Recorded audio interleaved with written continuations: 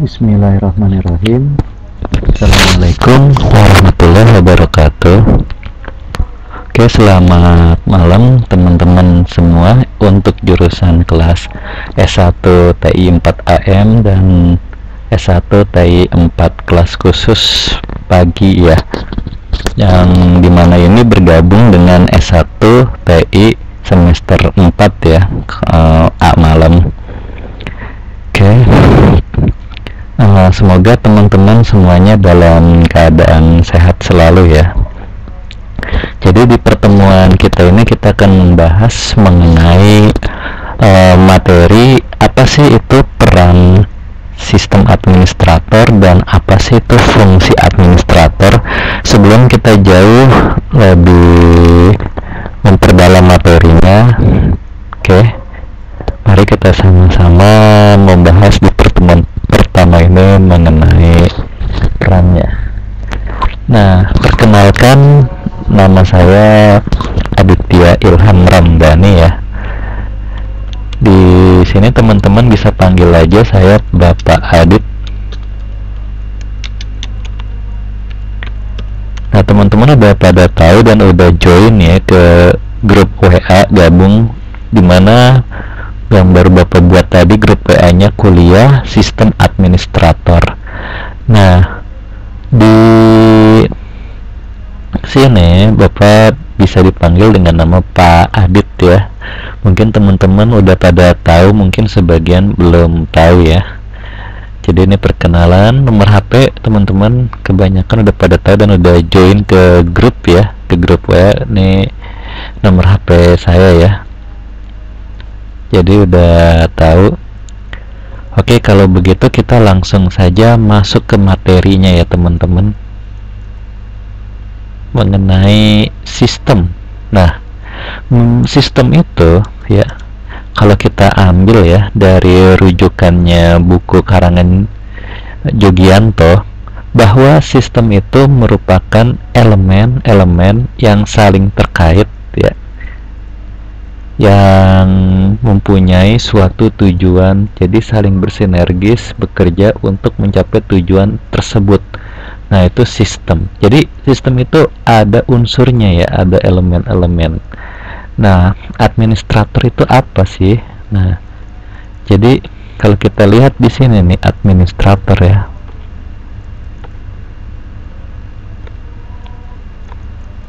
bahwa administrator itu diibaratkan dokter dalam bidang ilmu komputer yang mana menguasai salah satu atau beberapa bidang secara umum. Nah, itu maka disebut juga sistem administrator. Nah, administrator itu adalah seseorang yang dipekerjakan untuk mengoperasikan, melihara komputer serta jaringannya. Jadi jauh lebih ke dalam ya.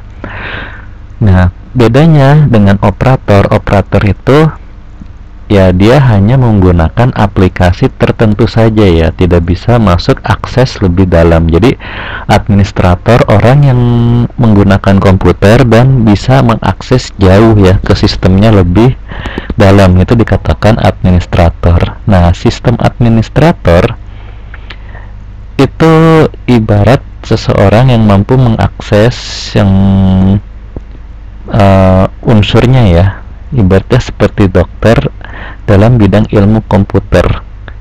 Nah, misalkan yang ahli jaringan maka akan dipekerjakan di ahli jaringan, yang ahli database akan dipekerjakan di ahli database. Nah, yang ahli program maka dia mampu membuat program dan menyelesaikan permasalahan yang dikuasainya ya. Jadi administrator ini dituntut untuk mampu memelihara, menyelesaikan permasalahan pada bidang IT yang dikuasai. Nah, ini ada sebuah contoh, misal untuk pemeliharaan atau mengoperasikan mail server, maka kita membutuhkan seorang postmaster. Untuk memelihara dan mengoperasikan web server, maka dibutuhkan yang namanya webmaster. Nah, webmaster atau postmaster itu merupakan suatu profesional ya dalam bidang IT, yang dimana aksesnya udah level ke sistem administrator, seperti itu. Nah, jika suatu lembaga menggunakan dan memanfaatkan komputer dan IT dalam pelaksanaan tugasnya, membutuhkan sistem administrator. Sebabnya seseorang tidak mungkin mampu mengurus pemeliharaan dan pengoperasian komputer dan IT dari A sampai Z itu sendirian, karena sudah dibagi-bagi nih, dipecah-pecah dengan memiliki tugas dan tanggung jawab dalam bidang yang tidak berkaitan dengan IT maupun dengan IT. Administrator tidak harus dimiliki oleh sebuah lembaga. Apabila sistem komputer yang digunakan tidak terlalu besar serta rumit dan anggaran untuk merekrut tenaga administrator tenaganya terbatas, maka bisa menggunakan karyawan yang jasa outsourcing. Jadi kalau pekerjaan profesionalnya ke level sistem administrator tapi menggunakan outsourcing, maka disebut juga outsourcing administrator, seperti itu. Nah, jadi kepentingan dan kelancaran pengolahan informasi dalam sistem IT, maka sistem administrator sangat diperlukan, seperti itu ya teman-teman. Administrator utama adalah pengelola portal dengan tugas utamanya adalah mengelola keamanan sistem perangkat lunak portal secara keseluruhan. Di antaranya dapat mendefinisikan, membuat dan menghapus hak akses administrator yang secara struktur berada di bawahnya. Nah, jadi contohnya teman-teman, kalau teman-teman udah ngoding nih, bikin sebuah aplikasi, entah itu website ataupun desktop ataupun mobile, nah hasil codingan kita itu akan diserahkan ke pimpinan ya, dimana itu akan dipakai oleh perusahaan tersebut ya. Nah, itu kalau misalkan personal dan dibeli, akhirnya level administratornya, usernya itu dan passwordnya itu diganti, maka kita yang sebagai pembuat tidak mampu untuk bisa mengakses lagi. Nah, tetapi kalau misalkan menggunakan jasa kita sebagai perawatan, nah maka kita level akses administrator yang tertinggi, di mana itu bisa menghapus data karyawan, menghapus data ini. Nah, maka kalau kita udah join nih untuk memelihara data ya, itu biasanya akan dibuat surat perjanjian seperti itu ya, dan apabila ada kesalahan pada kita itu akan ada hukumannya ya, berupa pidana seperti itu. Jadi untuk saling bekerja sama, dimana itu dapat menghancurkan sebuah data ya, karena kita dipegang janji yang dipegang amanat yang sangat besar, maka itu nggak main-main ya sistem administrator. Misalkan data keuangan tiba-tiba kehapus, wah itu kan fatal ya. Itulah resiko sangat besar oleh sistem administrator. Nah, apa yang dilakukan seorang administrator, di mana itu mampu merancang dan melakukan instalasi hardware dan software, dapat mendefinisikan dan mengidentifikasikan atribut yang digunakan oleh user, melakukan dokumentasi konfigurasi sistem. Nah, nanti kita lebih banyak praktekkan mengenai administrasi server jaringan ya, itu sistem administratornya. Untuk bahasa pemrograman teman-teman udah pada paham ya, karena udah beberapa mempelajari database ya, seperti MySQL kan, dimana itu dikoneksi ke website PHP, dikoneksi ke Java, dikoneksi ke Android. Nah, jadi sistem administrator yang untuk bahasa pemrograman sepertinya teman-teman udah paham ya. Maka nanti kita prakteknya berkaitan dengan administrasi server jaringan, dimana itu melakukan dokumentasi konfigurasi sistem seperti itu. Terus yang dilakukan seorang administrator itu dimana menjaga tingkat keamanan instalasi komputer yang tadi teman-teman yang Bapak bilang ya, yang tadi Bapak bilang, dimana itu mampu menjaga atau memelihara sebuah sistem dan sebuah data ya. Terus meyakinkan instruktur dan jaringan komputer dalam keadaan baik, melakukan backup dan restore, menjawab masalah teknis dan memecahkan masalah, melakukan audit software dan hardware, mengidentifikasikan ancaman tanggapan terhadap isu yang berhubungan dengan sistem, mengenalkan teknologi baru kepada user, dalam sistem yang tengah digunakan, seperti itu. Nah, ada risiko apa yang ditimbulkan jika administrator melakukan kesalahan, di mana itu pemanfaatan sumber daya tidak akan optimal.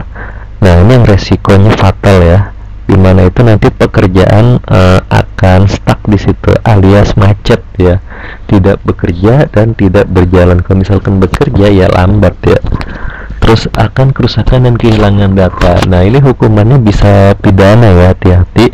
Terus ada pembiasan informasi yang diharapkan menjadi penunjang keputusan yang seharusnya merupakan keputusan pimpinan, tapi karena informasinya bias ya, maka resikonya sangat fatal, yaitu kesalahan dalam pengambilan keputusan atau tidak ada kebijakan sama sekali ya. Hati-hati, ini pembiasan informasi. Terus kehilangan daya tanggap dan kenyamanan dalam penggunaan komputer dan IT. Misalnya sistem administrator lagi nggak ada di tempat, tiba-tiba jaringannya internetnya putus, internet mati. Nah, sistem administrator kan yang bisa menguasai mikrotiknya tuh, routernya. Nah, dengan nggak adanya router sistem administrator mikrotik ya, maka internet akan terus ngedon ya. Nah, itu kehilangan daya tanggap dan kenyamanan dalam penggunaan komputer IT. Terus tugas terkait situs. Nah, bisa dikatakan juga yang dinamakan dengan nama webmaster, di mana webmaster ini merupakan sebutan untuk orang yang ahli dalam dunia web, teknologi informasi. Nah, seorang webmaster biasanya melakukan membuat materi atau isi situs ya, atau admin website, terus mendesain arsitektur, menerapkan aplikasi, membuat tampilan, dan mengolah situs web. Secara garis besar, webmaster adalah bertanggung jawab merencanakan, merancang, mengolah, memelihara situs agar tetap berjalan dengan baik, seperti itu.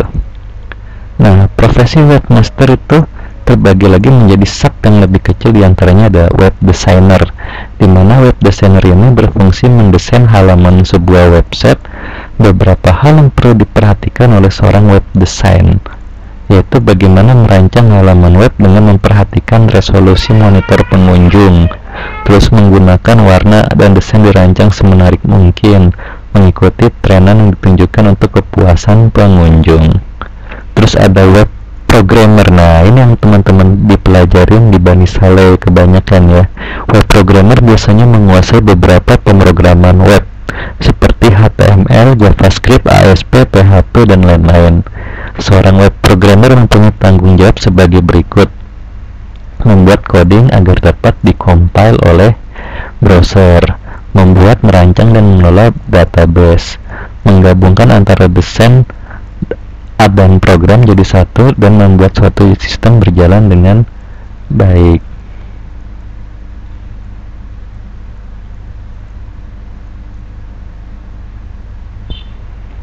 Nah, web animator bertugas membuat animasi yang dapat menarik perhatian pengunjung. Dalam membuat animasi perlu diperhatikan rancangan website agar hasil akhir dari animasi bisa lebih menarik dan tidak memperburuk desain. Nah, itu web animator. Terus ada web administrator. Nah, ini web administrator itu bertanggung jawab atas berjalannya situs setelah selesai dibuat. Tugas seorang web administrator itu dijabarkan sebagai berikut, yaitu bisa melakukan instalasi sebuah website, konfigurasi website, merawat hosting website, dan domain berjalan dengan baik, menjaga keutuhan data dalam server, mengatur akun dan password untuk keperluan admin dan user, mengatur keamanan server dan firewall. Fungsi dan tugas manajemen user dan grup. Nah, itu biasanya ada di sistem operasi, di mana itu untuk memberikan hak akses berbagai sumber daya web sistem informasi kepada pengguna. Maka harus dibuat terlebih dahulu user dan grup untuk setiap pengguna. Biasanya untuk mengenali seorang pengguna serta hak yang dimilikinya berdasarkan user dan grup yang terdapat di domain controller. Representasi seorang pengguna dalam sebuah website sistem informasi adalah user account. Untuk selanjutnya disebut dengan account. Nah, sebuah akun biasanya diberi nama sesuai dengan nama pengguna yang bersangkutan atau dengan nama khusus sesuai dengan tujuan dibuatnya akun tersebut. Beberapa akun dapat digabungkan ke dalam satu atau lebih grup. Fungsi grup adalah menggolongkan akun ke dalam kelompok-kelompok tertentu sesuai dengan hak yang akan diberikan. Biasanya akun yang berada dalam satu grup memiliki hak akses yang sama terhadap sumber daya website atau grup tertentu. Nah, administrator itu adalah user yang bertugas melakukan kontrol seluruh fungsionalitas website mulai dari penataan, administrasi website, maintenance database, update script, sensor post, update time website, review pendaftaran member website, dan bisa melakukan seluruh tugas semua level user. Dalam hal ini tingkatan administrator hanya ada satu yang diberikan akses sebagai admin. Nah, editor merupakan level user tertinggi kedua setelah administrator, bertugas menerima pending, post, posting artikel, hapus artikel seluruh member, terima, hapus, tolak komentar. Pada level ini terdapat beberapa editor tergantung hak admin untuk menunjukkan user sebagai editor. Nah, itu biasanya di dalam sistem operasi itu ada dua ya, admin sama editor. Terus ada author kontributor, itu merupakan level user setelah editor yang memiliki hak posting artikel. Ini juga pada sebuah website ya, atau seperti contoh Google Drive ya. Terus ada author kontributor, ada editor ya, ada komentator gitu ya. Nah, dimana itu author and contributor itu memberikan sebuah komentar ya, mengedit artikel, komentar, menghapus artikel dirinya sendiri. Ini adalah level user default yang otomatis diberikan user yang mendaftar di website.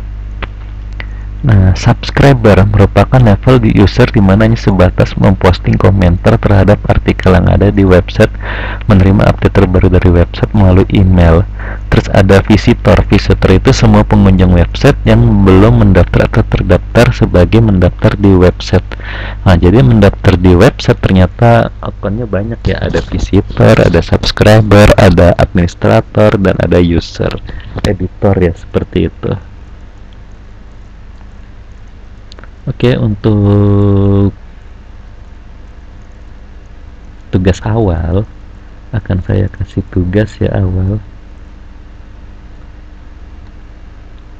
Tugas awalnya cukup mudah ya teman-teman. Teman-teman ini hanya mengisi data saja, data personil ya, seperti itu.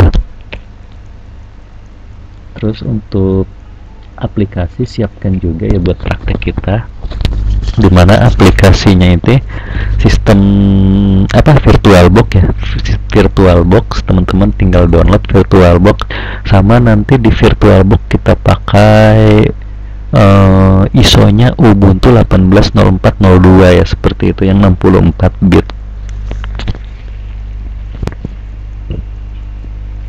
ya, seperti ini ya. Nanti kita akan bermain prakteknya di lininya administrasi server jaringan. Sekarang pertemuan pertama kita materi teori dulu ya, mengenai peran dan fungsinya administrator, sistem administrator. Nah, seperti ini teman-teman nih. Di sini saya pakai yang versi 7.06 VirtualBox-nya. 61 ya, masih yang tipe lama tahun 2022. Terus tugas, nah di sini tugas awalnya teman-teman akan saya kasihkan waktu 1 minggu. Teman-teman itu harus mengisi di Google Form ya. Jadi dari GCR kan nanti ada Google Form. Nah, teman-teman ngisi di Google Form, kemudian nanti balik lagi ke GCR, klaim selesai gitu ya. Jangan sampai nggak selesai, karena kalau nggak diklaim maka nggak dinilai, seperti itu ya teman-teman. Jadi ada dua yang harus dilakukan. Ini buat Google Form tugasnya, teman-teman isi datanya di Google Form, cukup mudah ya.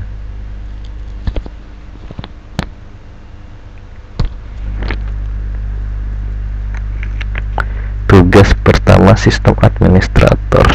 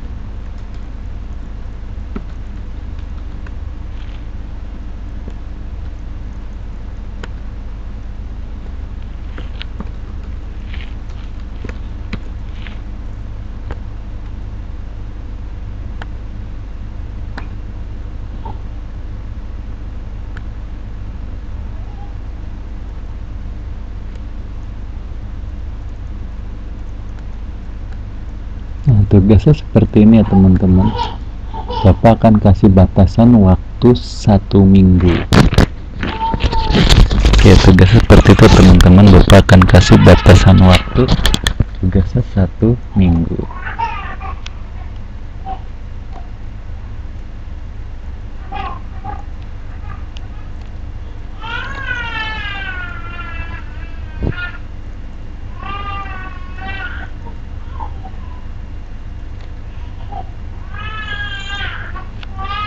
Oke, nanti kalau ada pertanyaan teman-teman bisa nanya di grup WhatsApp ya teman-teman, atau di grup WhatsApp aja berkaitan dengan materi, tugas, dan lain-lain ya, seperti itu.